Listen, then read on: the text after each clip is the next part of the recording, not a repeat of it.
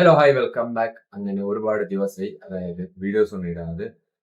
എന്ന് പറഞ്ഞാൽ ഒരു എനിക്കിഷ്ടപ്പെട്ട സിനിമാസ് ഒന്നും ഇല്ല ഇനി കാണാൻ വേണ്ടി ഞാൻ ബക്കറ്റ് ലിസ്റ്റിൽ വെച്ച.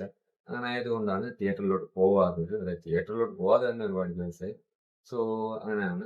അല്ലാതെ സിനിമാസ് ഒന്നും വരാതൊന്നുമല്ല. എനിക്ക് ഇഷ്ടപ്പെട്ട സിനിമാസ് മാത്രമാണ് ഇപ്പൊ തൽക്കാലമായിട്ട് ഞാൻ കാണാൻ ആഗ്രഹിക്കുന്നത് തിയേറ്ററിലോട്ട് പോയിട്ട്. അല്ലാതെ എല്ലാ സിനിമാസും ഒക്കെ കാണാൻ ആഗ്രഹമുണ്ട്. ചിലപ്പോഴേ അത് സംഭവിക്കുന്നതായി പോയിട്ട് കാണാം. So from the makers of Kishkinda Khan ഇവരുടെ അടുത്ത സിനിമയാണ് എക്കോ. സിനിമയുടെ റിവ്യൂ വീഡിയോ ആയിട്ടാണ് വന്നിരിക്കുന്നത്. അതായത് സിനിമ സംവിധാനം ചെയ്തിരിക്കുന്നത് രഞ്ജിത്ത് ആറ്റാണ്. പിന്നെ റിട്ടേൺ ബൈ സിനിമാറ്റോഗ്രാഫി കൂടി പുള്ളിയാണ് ചെയ്തിരിക്കുന്നത്. അത് ബാവുൽ രമേശ് ആണ്. അതായത് നമ്മുടെ കിഷ്കിന്ദ ഖാണ്ടൊക്കെ പുള്ളി തന്നെയാണ്. പിന്നെ കേരള ക്രൈം ഫയൽ സീസൺ 2 കൂടി പുള്ളി തന്നെയാണ് എഴുതിയിരിക്കുന്നത്. കാസ്റ്റിംഗിനെ കുറിച്ചിട്ട് പറയുകയാണെങ്കിൽ സന്ദീപ് പ്രദീപ് ആണ് പ്രധാന വേഷത്തിലെത്തുന്നത്. പിന്നെ നരനന്ദ്, വിനു പപ്പു, പിന്നെ വിനീത് പിന്നെ അങ്ങനെ ഒരുപാട് പേരുണ്ട്. അശോക് ഏട്ടൻ. ഒരു കൂടുതലൊന്നും കാസ്റ്റിംഗ് ഇല്ല, കുറഞ്ഞ കാസ്റ്റിംഗിൽ ചെയ്ത ഒരു സിനിമയാണ് കേക്കോ. പിന്നെ ഇതിൽ മറ്റേ മലേഷ്യക്കാർ രണ്ടുപേരുണ്ട്, മൂന്ന് പേരുണ്ട്. അവരുടെ പേരൊക്കെ എനിക്കറിയില്ല, പക്ഷെ കിടിലൻ പെർഫോമൻസ് ആയിരുന്നു. പിന്നെ പറയാനുള്ളത് മ്യൂസിക് ബാക്ക്ഗ്രൗണ്ട് സ്കോർ ചെയ്തിരിക്കുന്നത് മുജീബ് മജീദാണ്. സോ സിനിമ എങ്ങനെ ഉണ്ടെന്ന് വെച്ചാൽ ഒറ്റ വാക്കിൽ പറയണം, സിനിമ അബ്സല്യൂട്ട് സിനിമ കാണിക്കില്ല, അതാണ് ഈ സിനിമ. വിഷ്വലി നെക്സ്റ്റ് ലെവലാണ് എടുത്തു വെച്ചിരിക്കുന്നത്. അതായത് പുള്ളി എഴുതുമ്പോൾ എങ്ങനെ ഉണ്ടായിരുന്നു ആ പുള്ളിയുടെ തോട്ട് പ്രോസസ്സ്, അതിലും ബ്യൂട്ടിഫുൾ ആയിട്ടാണ് സിനിമ എടുത്തു വെച്ചിരിക്കുന്നത്. മോൾ രമേശ് ആ പുള്ളിയുടെ ഒരു തോട്ട് പ്രോസസ്സാണ് ഈ സിനിമ ത്രൂ ഔട്ട് പോകുന്നത്. ഒരു രക്ഷയില്ലാത്ത വിഷ്വൽസ് ആണ്, സിനിമാറ്റോഗ്രാഫിയാണ് എടുത്തു പറയാനുള്ളത്. അതായത് ആ ഒരു അത്ര വലിയ ഫോറസ്റ്റിനെ അവർ കാണിച്ചിരിക്കുന്ന രീതി, അതായത് നാച്ചുറൽ ലൈറ്റ് വെച്ചിട്ടാണ് സൂപ്പർ ആയിട്ട് എത്തിച്ചിട്ടുണ്ട്. അതായത് ചില്ലറ കളിയൊന്നുമില്ല, വളരെ കഷ്ടപ്പെട്ടിട്ടാണ് ചെയ്തിരിക്കുന്നത്. കാണുന്നുണ്ട് ആ സിനിമ കാണുമ്പോൾ.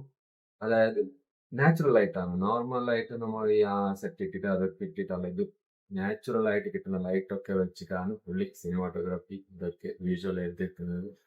അത് ഓരോരോ ഷോട്ടിൽ കാണാം, അത്രക്ക് നന്നായിട്ടാണ് ചെയ്തിരിക്കുന്നത്. പിന്നെ ഡയറക്ടറിനെ കുറിച്ച് പറയാനൊന്നുമില്ല, പുള്ളി കിഷ്കിന്ദ ഖാണ്ടിൽ തന്നെ പുള്ളി കിഡിലും ഡയറക്ടറും തെളിയിച്ചതാണ്. സോ പുള്ളിയുടെ അടുത്ത് അതേ ഒരു രീതിയിൽ, അതായത് ബാബുൽ രമേശിന്റെ ഒരു റൈറ്റിംഗ് എന്ന് പറഞ്ഞാൽ അതൊരു ആനിമൽ ട്രയലാണ്. അതായത് ആനിമലിനെ കുറിച്ചിട്ടാണ്, ആനിമലിന്റെ ത്രൂവിലാണ് പുള്ളി ഒരു സ്റ്റോറി ലൈൻ കൊണ്ടുവന്നത്. അതായത് ഫ്രം ദി ബിഗിനിങ് നമ്മൾ ഇങ്ങനെ ചിന്തിച്ചിട്ടിരിക്കുന്ന നടക്കുന്ന അടുത്തതെന്താണെന്ന് അത് പുള്ളി നന്നായിട്ട് അവസാനത്തെ ക്ലൈമാക്സ് വരെ നന്നായിട്ട് പിടിച്ചു വെക്കുന്ന ഒരു സിനിമയാണ് ഫീൽ ചെയ്തത്. അത്രക്കും നന്നായിട്ടാണ്. അതായത് ഞാൻ നല്ലൊരു എക്സ്പെക്ടേഷൻ വെച്ചിട്ടാണ് ഈ സിനിമ കാണാൻ വേണ്ടി പോയത്. അതായത് ഒരു ഡയറക്ടറിന്റെ മേലെ ഹോപ്പും, പിന്നെ റൈറ്റർ, അതായത് നമ്മുടെ കേരള ക്രൈം ഫയൽസ് കൂടി അടിപൊളിയായിട്ടുണ്ട്. ക്ലൈമാക്സ് കൂടി ഫയൽസിന്റെ സീരീസിന് അടിപൊളിയായിട്ടുണ്ട്. സോ ഇതൊക്കെ വെച്ചിട്ടാണ് ഞാൻ ഈ സിനിമ കാണാൻ പോയത്. മെയിൻലി കിഷ്കിന്ദ ഖാണ്ടാണ്. അതൊരു ഒരു നെക്സ്റ്റ് ലെവൽ സിനിമയാണ് കിഷ്കിന്ദ ഖാൻ. അവസാനത്തെ ആ ഒരു ക്ലൈമാക്സ് ഇതൊരു സെയിം ആണ്. പക്ഷേ ബോത്ത് ആർ സെയിം. എനിക്ക് അങ്ങനെ ഫീൽ ചെയ്തു. ഡിഫറൻഷിയേറ്റ് ചെയ്യാനൊന്നുമില്ല, ബോത്ത് രണ്ടും കൂടി അടിപൊളിയായിട്ടുണ്ട് സിനിമ. എക്കോ വിഷ്വലി ആയാലും സിനിമാറ്റിക് ആയിട്ടായാലും നന്നായിട്ട് എടുത്തു വെച്ച ഒരു സിനിമയാണ് എക്കോ. അതായത് പിന്നെ മുജീബ് മജീദിന്റെ മ്യൂസിക്, ബാക്ക്ഗ്രൗണ്ട് സ്കോർസ് ഉണ്ടോ ഇല്ല എന്നറിയില്ല, അത്രക്ക് ബ്യൂട്ടിഫുൾ ആയിട്ടാണ് എടുത്തു വെച്ചിട്ടുണ്ടെന്നത്. കിഡിലായിട്ട് ചെയ്തിട്ടുണ്ട്. ഒരു കൂടുതലായിട്ട് ഒരു സീനിനെ ഹൈപ്പ് ചെയ്യാത്ത രീതിയിലുള്ള ഒരു പ്ലസന്റ് ആയിട്ടുള്ള ഒരു മ്യൂസിക് ആണ് പുള്ളി കൊടുത്തിരിക്കുന്നത്. മ്യൂസിക് സ്കോർസ് ആണ് കൊടുത്തിരിക്കുന്നത് നന്നായിട്ടുണ്ട്. പിന്നെ പറയുകയാണെങ്കിൽ ഈ സിനിമയിൽ ടോക്സ് ആണ് ഉള്ളത്. അതായത് നമുക്ക് മനുഷ്യന്മാർക്കൊക്കെ ആയാലും എന്തായാലും പറഞ്ഞാൽ മനസ്സിലാവും, പക്ഷെ പട്ടികൾക്കൊക്കെ ഈ ഇങ്ങനെയൊക്കെ പറഞ്ഞത് അതൊന്നും സ്റ്റഡി ചെയ്യുന്ന രീതിയല്ല. പക്ഷെ അതിന് പുള്ളി ട്രെയിനറിനൊക്കെ വെച്ച് പുള്ളി നന്നായിട്ട് സെറ്റ് ചെയ്തിട്ടുണ്ട് സിനിമയിൽ. അതായത് ഈച്ച് ആൻഡ് എവറി ഫ്രെയിംസിലുള്ള ഡോഗ്സിന്റെ കാണുമ്പോൾ സൂപ്പർ ആയിട്ട് ചില ഹസ്കിന്റെ ഒക്കെ സീൻസ് ഒക്കെ ഫ്രെയിം ഒക്കെ എടുത്തിരിക്കുന്ന രീതിയൊക്കെ സൂപ്പർ നെക്സ്റ്റ് ലെവൽ ആയിട്ടുണ്ട്. പിന്നെ പറയുകയാണെങ്കിൽ പെർഫോമൻസിനെ കുറിച്ചിട്ട് പറയുകയാണെങ്കിൽ സന്ദീപ് പ്രതി, പുള്ളി ആ ഒരു ക്യാരക്ടറിൽ പോകുമ്പോൾ നമുക്ക് തന്നെ മനസ്സിലാവില്ല, പുള്ളി അത്രക്കും കിടിലനായിട്ട് ചെയ്തിട്ടുണ്ട്. അതായത് ഫ്രം ദി ബിഗിനിങ് വരെ ടിൽ ദി എൻഡ് വരെ. എൻഡിന്റെ പുള്ളിയുടെ ക്യാരക്ടർ ചേഞ്ച് ആവുന്ന രീതിയിലൊക്കെ നന്നായിട്ട് പുള്ളി ചെയ്തിട്ടുണ്ട്.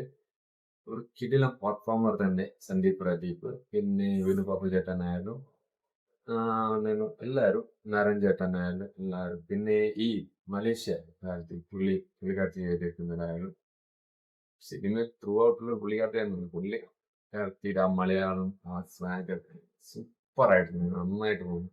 ഒരു ഡിഫറെന്റ് ടൈപ്പ് ഓഫ് രീതിയിലാണ് പുള്ളിക്കാർ സംസാരിക്കുന്നത്. അത് നന്നായിട്ടുണ്ട്. ഒരു ഡ്രിപ്പിംഗ് കഴിയുന്ന രീതിയിലുള്ള സ്റ്റോറി ലൈനാണ് പുള്ളി കൊടുത്തിരിക്കുന്നത്. ബാബുൽ രമേശ് സ്ക്രിപ്റ്റിംഗിലായാലും ഒരു രക്ഷയില്ലാത്ത രീതിയിലാണ് സിനിമ പോകുന്നത്. അത് നന്നായിട്ടുണ്ട്. എനിക്ക് നന്നായിട്ട് ഇഷ്ടപ്പെട്ടു സിനിമ. പിന്നെ ഈ സിനിമ കാണാത്തവരാണ് പോയിട്ട് കണ്ടോളി ഗൈസ്. ഒരു കിടിലൻ എക്സ്പീരിയൻസ് ആയിരുന്നു തിയേറ്ററിൽ. അതായത് ഒരുപാട് ചിന്തിക്കുന്ന രീതിയിലാണ് ഈ സിനിമ പോകുന്നത്. പിന്നെ പിന്നെ റൈറ്റിംഗിലായാലും ചില വേർഡ്സ് ഒക്കെ ആയാലും ഇതൊക്കെ ബ്യൂട്ടിഫുൾ ആയിട്ടുണ്ട്. ഒരു നല്ലൊരു വൈ പറഞ്ഞ് ക്വസ്റ്റ്യൻ മാർക്ക് ചെയ്യുന്നില്ല. വൈ അതെന്തിനാ, അതാണ് ഈ സിനിമ പറയുന്നത്. ഈച്ച് ആൻഡ് എവരി നമ്മളൊരു ഒരു ഒരു ക്യാരക്ടറിന്റെ പിന്നാലെ പോകുമ്പോൾ പക്ഷെ സ്ക്രീനിൽ നടക്കുന്നത് അതിൽ വേറെയാണ്. സോ അതൊന്നും പറയാനില്ല. സിനിമ ഒരു രക്ഷയില്ല, നന്നായിട്ടുണ്ടായി. ബാബുൾ രമേശിന്റെ അടുത്ത സ്ക്രിപ്റ്റിന് വേണ്ടി അടുത്ത സിനിമയ്ക്ക് വേണ്ടി വെയിറ്റിംഗ് ആണ്. The best cinema. ഒരു നല്ലൊരു എക്സ്പീരിയൻസ് ആണ് ഈ സിനിമ. കാണാത്തവരാണ് പോയിട്ട് തിയേറ്ററിൽ തന്നെ എക്സ്പീരിയൻസ് ചെയ്യണം. അതായത് ആ വിഷ്വല്, ആ സിനിമാറ്റോഗ്രാഫി ചെയ്തിരിക്കുന്ന ചില ഷോട്ടൊക്കെ എടുത്തിരിക്കുന്നത്, ഇതൊക്കെ എക്സ്പീരിയൻസ് ചെയ്യാൻ വേണ്ടി തിയേറ്ററിൽ തന്നെ കാണണം. സോ കാണാത്തവരുള്ള പോയിട്ട് കണ്ടോളി ഗൈസ്. എന്നിട്ട് അടുത്ത വീഡിയോയിൽ കിട്ടാം. പിന്നെ ചാനൽ സബ്സ്ക്രൈബ് ചെയ്തിട്ട് സൈഡിലുള്ള ബെൽ ബട്ടൺ പ്രസ് ചെയ്യുക. അടുത്ത വീഡിയോ കിട്ടാം ഗൈസ്. ബൈ.